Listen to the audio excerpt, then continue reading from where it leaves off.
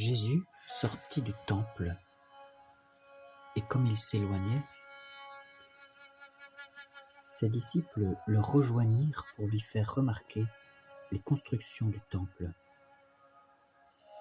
Il leur répondit: « Vous voyez tout cela, n'est-ce pas? En vérité, je vous le dis, il ne restera pas ici pierre sur pierre. Tout sera détruit. »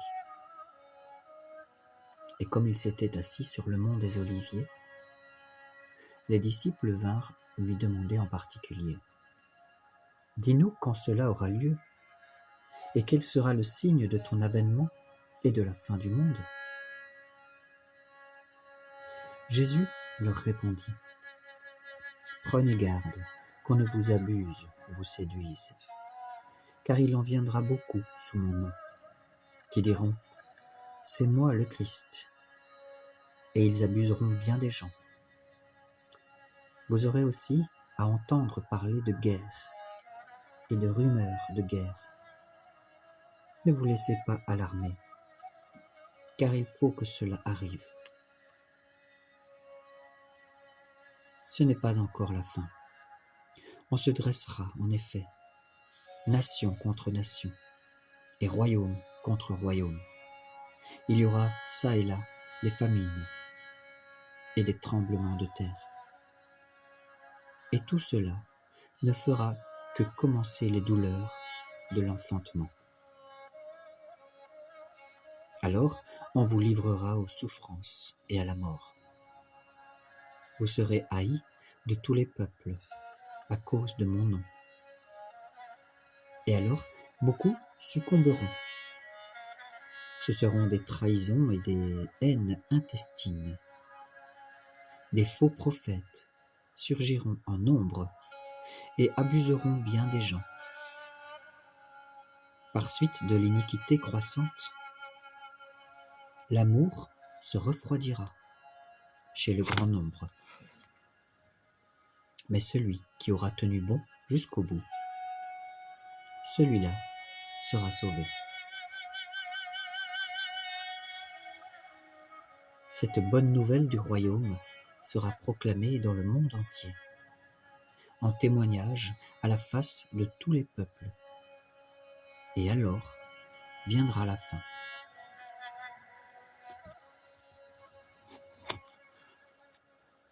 Lors donc que vous verrez l'abomination de la désolation dont a parlé le prophète Daniel, installé dans le lieu saint, que le lecteur comprenne. Alors que ceux qui seront en Judée s'enfuient dans les montagnes, que celui qui sera sur la terrasse, donc au-dessus de sa maison, ne descende pas dans sa maison pour prendre ses affaires, et que celui qui sera au champ ne retourne pas en arrière pour prendre son manteau. Malheur à celles qui seront enceintes ou allaiteront en ces jours-là. Priez pour que votre fuite ne tombe pas en hiver, ni un sabbat, car il y aura alors une grande détresse, telle qu'il n'y en a pas eu depuis le commencement du monde jusqu'à ce jour, et qu'il n'y en aura jamais plus. Et si ces jours n'avaient pas été abrégés, nul n'aurait eu la vie sauve. Mais à cause des élus, ils seront abrégés, ces jours-là. Alors si l'on vous dit « Tenez, voici le Christ » ou « Le voilà », n'en croyez rien. Il surgira en effet des faux Christs et des faux prophètes qui produiront des signes et des prodiges considérables, capables d'abuser, si possible, même les élus. Ainsi, vous voilà prévenus. Si donc on vous dit « Le Christ, le voici au désert », n'y allez pas. Le voici dans les cachettes, n'en croyez rien.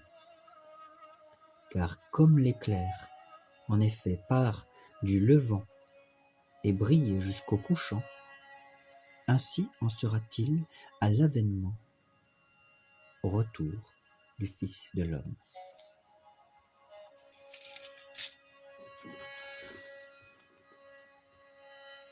Où que soit le cadavre, là se rassembleront les vautours.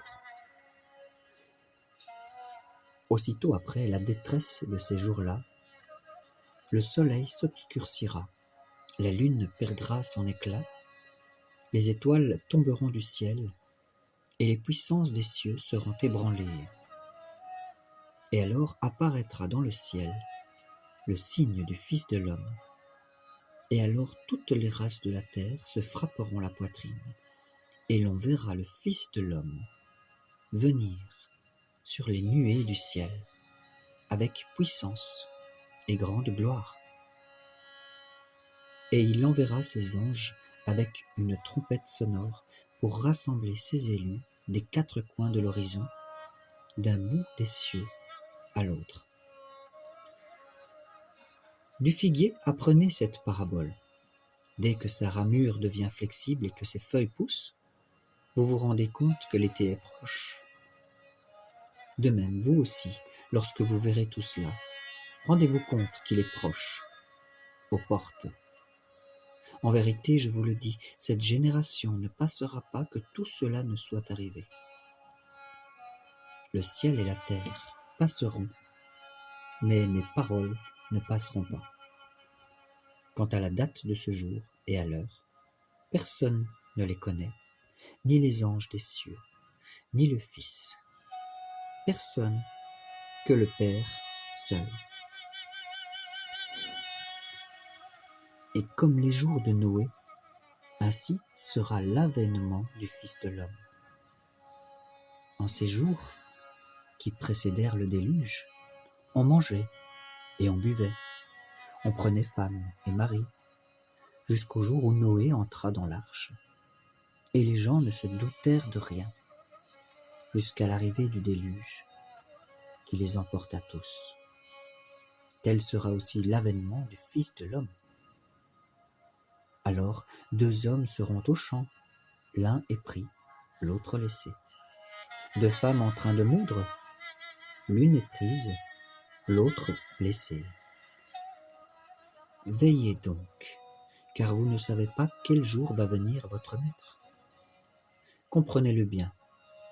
Si le maître de la maison avait su à quelle heure de la nuit le voleur devait venir, il aurait veillé et n'aurait pas permis qu'on perçât les murs de sa demeure. Ainsi donc, tenez-vous prêts, vous aussi, car c'est à l'heure que vous ne pensez pas que le Fils de l'homme viendra. Quel est donc le serviteur fidèle et avisé que le Père a établi sur les gens de sa maison pour leur donner la nourriture en temps voulu? Heureux ce serviteur que son maître à son arrivée trouvera occupé de la sorte. En vérité, je vous le dis, il l'établira sur tous ses biens. Désolé, c'était une petite publicité. Mais si ce mauvais serviteur dit en son cœur « Mon maître tarde », et qu'il se mette à battre ses compagnons, à manger et à boire en compagnie des ivrognes, le maître de ce serviteur viendra au jour qu'il n'attend pas et à l'heure qu'il ne connaît pas. Il le retranchera et lui assignera son lot parmi les hypocrites. Et là seront les pleurs et les grincements de dents.